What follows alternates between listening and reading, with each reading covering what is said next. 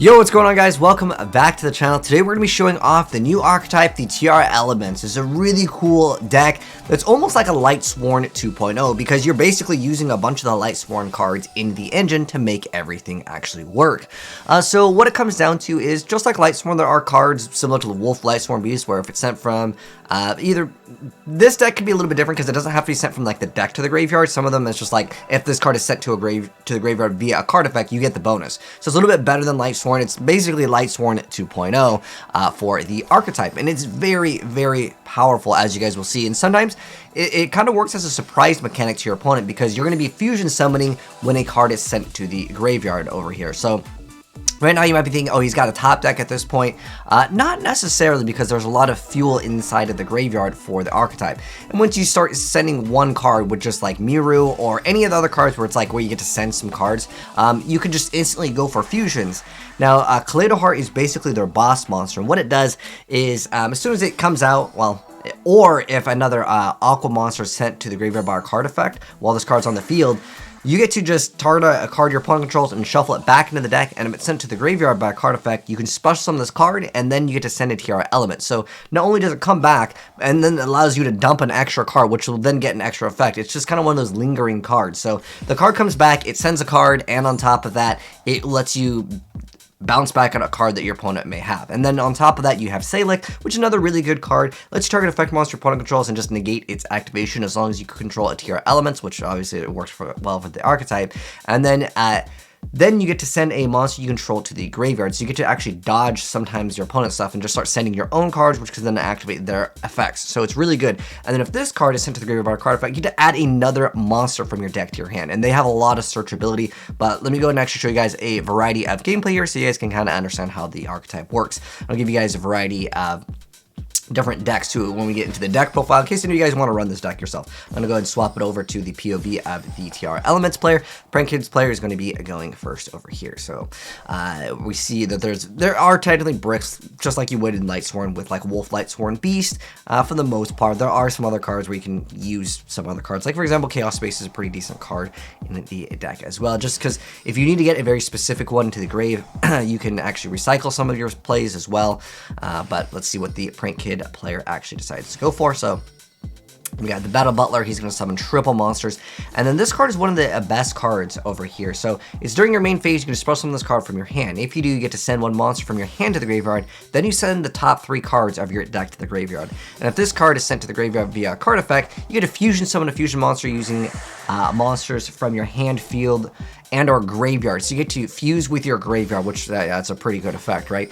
And then you get to place those cards on the bottom of your deck in any order. I don't know if there's going to be some weird plays that people will try with like Convulsions of Nature, where you're basically going to flip the deck over, because then you're basically stacking your deck for another huge play, which could lead to other things. So right now, a lot of people are mixing in lots of things. For example, like Lightsworn is kind of like a no-brainer for the deck, because you use some of the cards for, let's say, draw power, and then on top of that, you can get cards like Wolf Lightsworn Beast out, but Shaddoll's can also be mixed in. Plague Spitter is actually really excellent in the deck. Obviously, Baroness DeFleur, like, that's a pretty good card. The other guy just decided, okay, I'm out over here. Let's go watch it up against a more grind game duel over here, which is going to be against Sky Strikers over here. So you're going to see he's going to go for a Raino Heart, which gets negated. So this card's effect, when it's normal or special, you get to send one. So it's almost like a searcher in a sense, because you can dump one card that lets you go for more cards and or advantage. And if this card is sent to the graveyard via card effect, you get to special summon it. So this card is kind of like a Wolf Lightsworn Beast via like when it goes to the graveyard. And it doesn't have to be sent via a Tearlaments effect. So that means like you can use your Lightsworn like Solar Recharges, Charge Light Brigade, and you'll be getting this card. So pretty much everyone plays most of the Lightsworn engines in this archetype. But you'll see he's got Shizuku over here versus now he's got the Vista Starfrost, which is an excellent Yu-Gi-Oh card. I've been running this in a lot of different decks as well, but obviously it works well in the own archetype that actually has some synergy with it. But it lets you pop a monster, and then you get to summon it, and it happens to be a level 6 tuner, which is excellent for making, you know, Baron. And then on top of that, it doesn't really have any other real synergy. It has this other bonus effect where if it destroys an opponent's monster by battle, it gains attack, but it's never really used for that. But for the most part, the boss monsters in the deck are going to be Kit Kalos and the other fusion that I showed you earlier, which is the one that's kind of like DPE. But Kit Kalos over here has this effect where if it's special, you get to take a Tearalaments card and then, oh shoot, it's too fast. Okay, we'll go over its effect via the pause. So Kit Kalos lets you take a Tearalaments card from your deck and either add it to your hand or send it to the graveyard. So basically a searcher, almost in a sense like that. And then on top of that, if this card is sent to the graveyard via a card effect, you just send the top 5 cards of your deck. So it's basically Needlebug Nest. And then yeah, here's Kaleido Heart. Again, that's like kind of the boss monster of the deck. He's going to go for Zeke. He's going to go ahead and get rid of this card for the short duration, but the card will be coming back no problem. So Miru is summoned. That's going to go ahead and dump the top 3 cards. Again, they're almost like Lightsworns, but better. A lot of the Lightsworn cards are like send 2 if they're like, you know, let's say Raiden or something early on, but sending the 1 extra card can make a huge difference in an archetype. But the deck is still very good. Again, because you're able to fusion summon as a surprise mechanic, and the fact that you can actually summon the cards during your opponent's turn can be pretty big. Not Shaylin, but there's another one that lets you special summon, and it gets played every single time. And most people are just playing like 3 each of them because, I mean, you get all bonus effects. The guy top deck's called Bug Grave is not going to be doing it too much over there. Now let me go and show you guys a duel over here where technically the deck is OCG, so you know Fairy Tail Snow is pretty powerful. Now obviously we should be getting a new ban list hopefully relatively soon, right, in the TCG.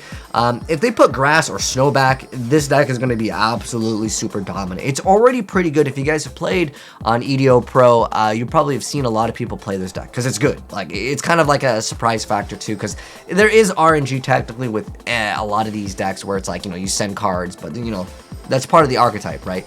Like Wolf, you see the Minerva coming out. And I got another really, really good duel for you guys where they're going to be playing through multiple negates/disruptions. And I was actually surprised that the person came out. But big shout outs to Dual Rising for hooking me up with the gameplay, as well as Magus and the other people for the gameplay here. Because the archetype is good. You can see there's already 4 negates with the Bow of the Goddess, and then you have 5 negates here, and then you can go Masquerada with other cards, and it's basically 6 disruptions, right? The field spell, by the way, is just pretty much a activate, you get to add 1, and then on top of that, you gain 500 stats, it's like whatever. And then if a Tearlaments is returned from the field and or graveyard to the deck or extra deck, you can target a card in the field and destroy it. So it adds not only just as a searcher, it's a searcher, it has the boost, but it's like whatever on the boost. It's really for that ability to target a card in the field and pop it, and like it's really good. But you can only activate 1 per turn, not that you really need more than 1, but you can see like how good the deck is. Now this one over here, it's playing through so many disruptions and or negations, because you know, like basically popping a card is like a disruption.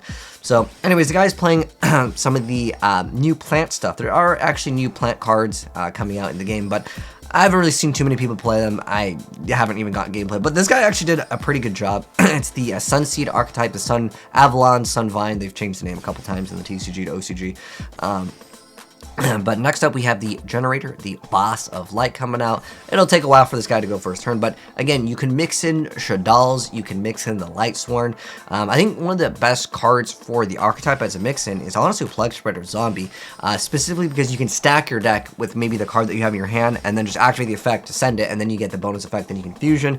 Really good stuff indeed, again, for setting up for even future plays when, let's say you have a card that has the quick effect where you're going to be able to, when your opponent goes for a monster effect, you get to just special summon, and then what you can do is you can mill it on their turn, and then you can summon the fusion on their turn. Again, there's a lot of like big brain plays with this deck, which I think is kind of cool. Obviously, if your opponent uses Plague Spreader Zombie, now that you've seen this video, you'll know that they're probably trying to go for some play over here. I got lots of different gameplays of this, but I also want to cover, in this video, I think after this replay, let's go over the deck profile, but I do have more gameplay of it. I might follow up with like a game, part 2 to the gameplay, because there's lots of different ways, again, just to play the deck. This card is actually in the deck as well, obviously being able to excavate the top 5 cards of your deck over here. So you can see there's Dragon, and he's going to go ahead and start setting the Tearlaments, and they've got a Wolf off that too. Like, there's just so much free advantage with the milling, so he's going to be able to pop a card. I mean, this guy's got a lot of disruptions here. He's got the Bloom ready to go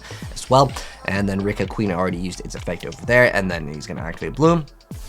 I'm gonna go ahead and see Hoffiness come out. So when they activate a monster effect on the field, you get a quick effect, special summon it, and then send top 3. This is where a lot of the big brain plays come in with Hoffiness. I mean, yeah, you could just activate it. It's a solid card, and it definitely allows Lightsworn or Tearalaments Lightsworn 2.0 to basically be more reactive, because Lightsworn doesn't have any like negations on its own archetype realistically.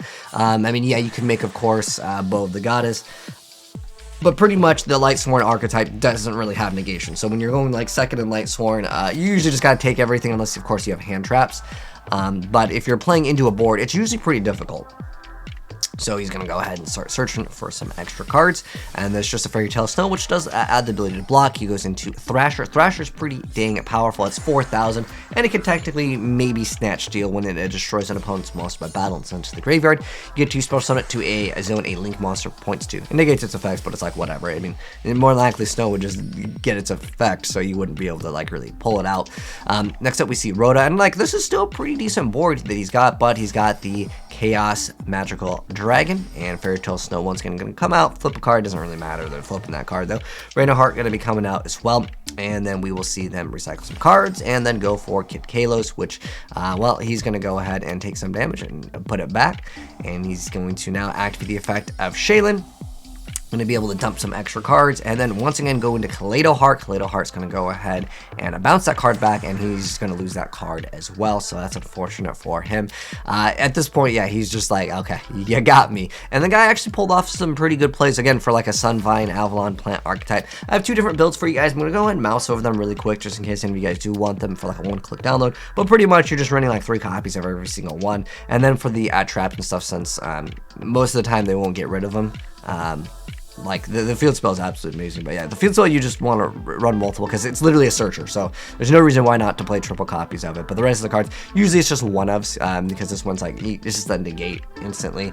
And then they do have bonus effects. This one lets you add a Tearlaments monster. I don't think this one's bad at all, like, especially since it's also a continuous if it's sent to the graveyard via card effect. And obviously, yeah, searching out the cards might not be as important as like just milling them, so that can be good, but like always having Hoffiness is just really the key card in the deck. But I'll give you guys both copies of the deck profiles, because there was 2 different ones that I did show. Actually, there was probably like 3 or 4, but like I'm trying not to make my videos like half an hour long, because this archetype could definitely be a half an hour long video because I have so much gameplay footage. But I'll probably follow it up with like a part 2. But let me know, guys, what you think of the new Tearalaments, aka what I'm calling like Lightsworn 2.0. It's really cool because they're basically Lightsworns at the end of the day. In terms of like it's kind of designed, but they get sent from like the graveyard via any effect, which counts the field, and then you get the bonus effect. So they outclass Lightsworn at the end of the day. But anyways, thanks for tuning in, guys. If you enjoyed the video, drop a like on it. If you're new here, hit subscribe, turn on that bell if you want to see more new Yu-Gi-Oh videos in the future. Take care, and I'm out. Peace.